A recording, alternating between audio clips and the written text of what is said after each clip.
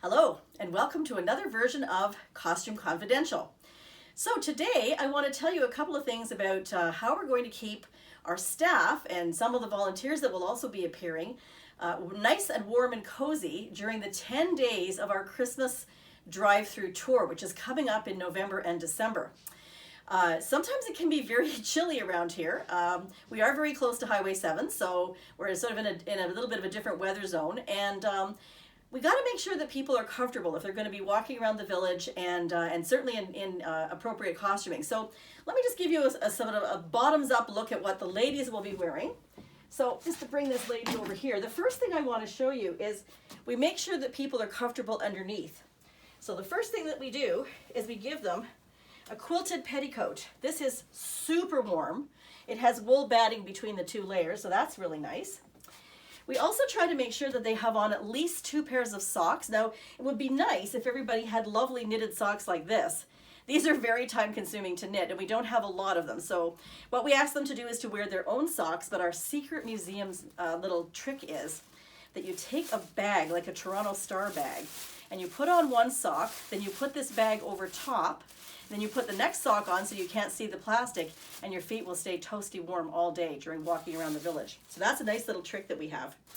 Another thing that we do then is, of course, they have their costume on, and then we put on the Sontag. Now, we've talked about this in a different Costume Confidential. It's almost like a little sweater. It doesn't really have long sleeves or anything, but it keeps the middle part of your body warm. At that point, we might put a shawl over top. Now, for some of our ladies who tend to the warm, this is enough for them. They don't want anything else over top of this. They find that just fine and warm enough for them. But other people might be still a little bit cold. So what we would add to them would be a coat like this one. Isn't that beautiful? And that is double wool. And this is called a sack coat. It was very commonly worn in the middle of the century. And that's going to keep everybody quite toasty. If they're not people that want to wear a coat, we have cloaks in several different lengths. This one is a short cloak, so we could just put this over top of this lady. And of course it does up at the neck. And this is just another layer that's going to keep that wind and weather out, which is going to be really comfortable for them. Now, to keep your hands nice and toasty, thank goodness we have people here that knit and crochet. So I would probably be giving them a pair of fingerless mitts. Fingerless because this way your fingers are available to do things if you need to, to do anything with your hands. But you can always slide your fingers down into the mitt like that if you need to. And then so we put these on like that. Now, to keep this super warm for people, the other layer that you would put on then is a wristlet. And what a wristlet does is it goes over your sleeve and over the fingerless mitt, and you see then your wrists are super warm and cozy, and it keeps the wind from whistling up, say your sleeve of your blouse. So that's another option for keeping warm. I did also forget to mention that underneath you can also wear, over top of your socks, these lovely leggings. Now, we do have lots of pairs of these. So a lot of our ladies are wearing these leggings underneath too that are made of wool and very, very comfortable indeed. So that's another thing we would use to keep her warm. Now, on her head, we could put one of these lovely little barn bonnets. That would keep her head warm. And if she wants to be super fashionable, on top of that, she could wear one of our nice wool or velvet bonnets.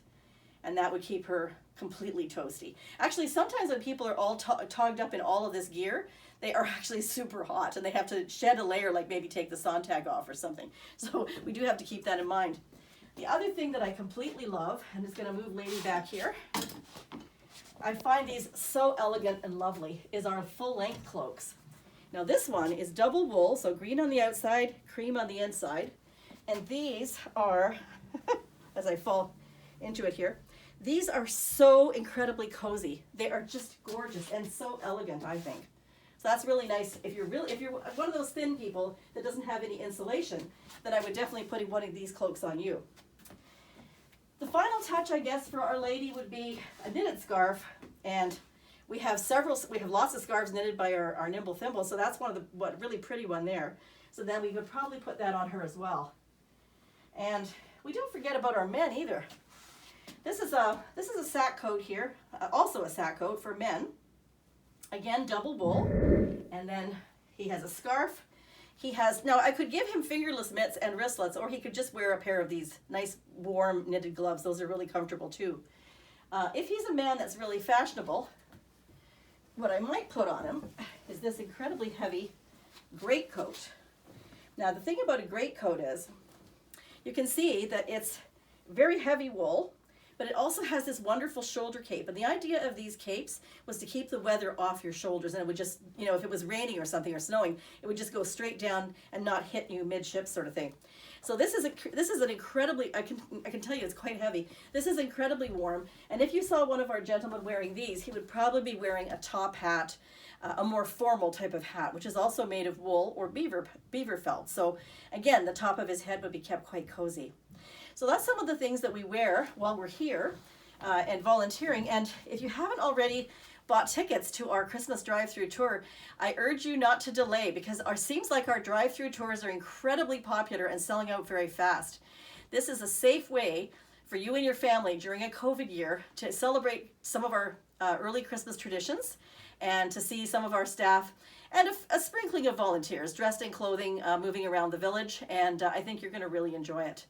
So thanks a lot, and see you at the next Costume Confidential.